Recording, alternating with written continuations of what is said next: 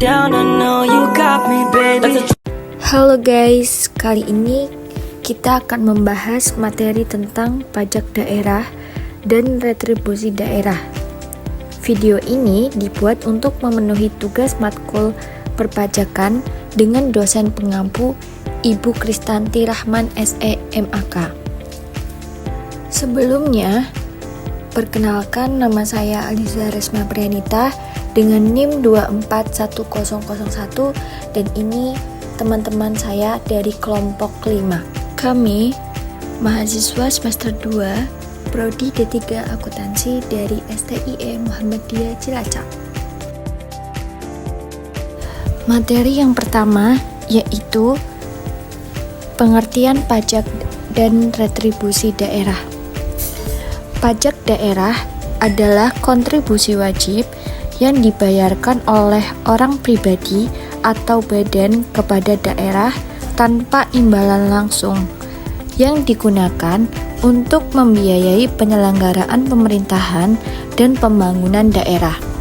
Sedangkan retribusi daerah adalah pungutan daerah sebagai pembayaran atas jasa atau izin tertentu yang diberikan oleh pemerintah daerah kepada masyarakat. Materi yang kedua yaitu jenis-jenis pajak daerah. Jenis-jenis pajak daerah dibagi menjadi dua kelompok utama, yaitu pajak provinsi dan pajak kabupaten atau kota. Yang pertama, pajak provinsi. Pajak provinsi dipungut oleh pemerintah provinsi. Contohnya, pajak kendaraan, pajak bahan bakar, pajak permukaan air, pajak pokok, biaya balik nama kendaraan. Yang kedua yaitu pajak kabupaten atau kota. Dipungut oleh pemerintah kabupaten atau kota. Antara lain pajak hotel, restoran, hiburan, dan reklame.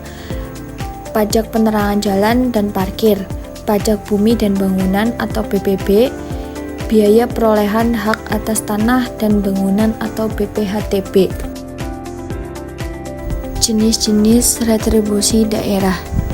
Yang pertama yaitu retribusi jasa umum.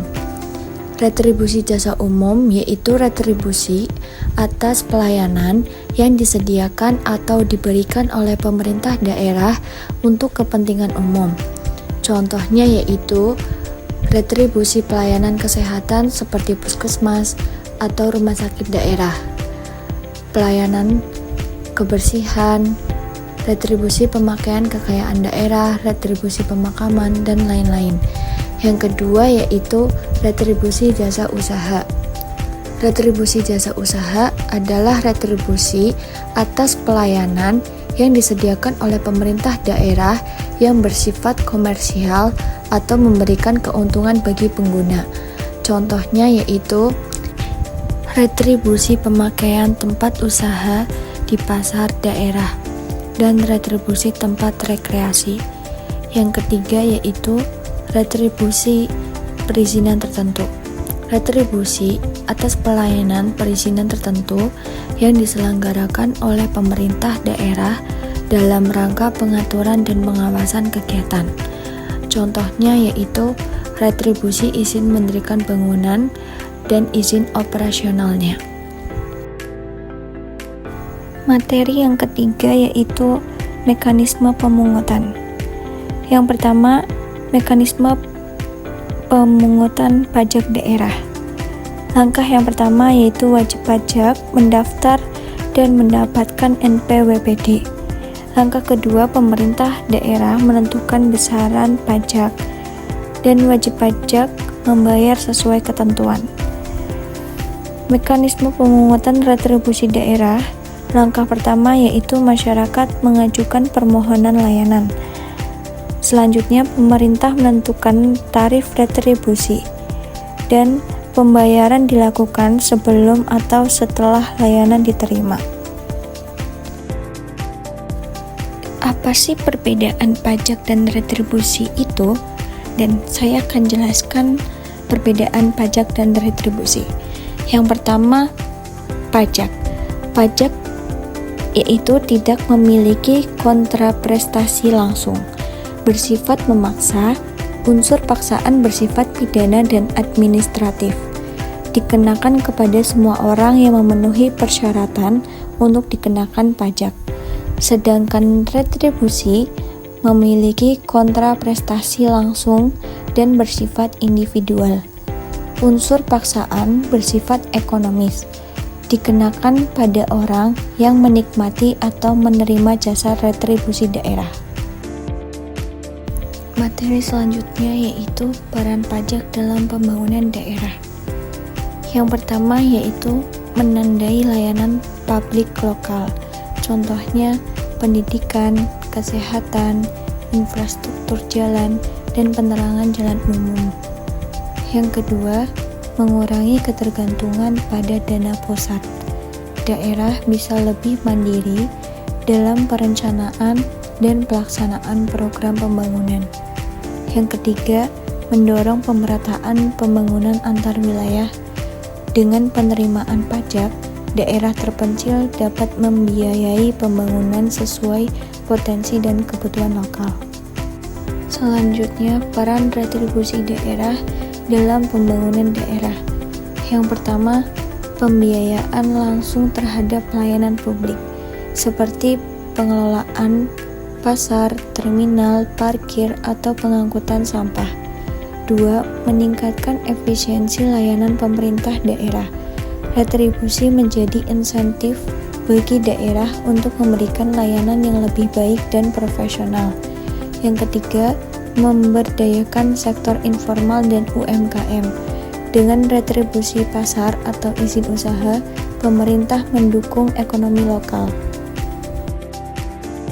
Materi selanjutnya yaitu tantangan dalam optimalisasi PAD. Yang pertama, kepatuhan wajib pajak atau retribusi. Tingkat kesadaran dan kepatuhan yang masih rendah. Yang kedua, kebocoran pendapatan. Praktik penghinaan pajak dan retribusi ilegal. 3. Inefisiensi administrasi. Sistem pemungutan dan pengelolaan yang belum optimal. Yang keempat, data yang belum akurat. Kesulitan dalam mengidentifikasi potensi pajak dan retribusi. Yang kelima, faktor ekonomi. Kondisi ekonomi yang mempengaruhi kemampuan membayar.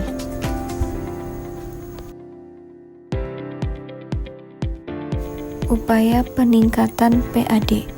Yang pertama, sosialisasi dan edukasi. Meningkatkan kesadaran masyarakat untuk taat pajak melalui penyuluhan dan media. Yang kedua, pelayanan publik yang baik. Mempermudah pembayaran pajak dan retribusi dengan sistem digital dan pelayanan cepat. Yang ketiga, optimalisasi pajak dan retribusi. Meningkatkan pemungutan dan menyesuaikan tarif sesuai potensi daerah. Yang keempat, pendataan wajib pajak. Menjangkau wajib pajak baru dan memperbarui data secara rutin. Yang kelima, pengelolaan aset daerah.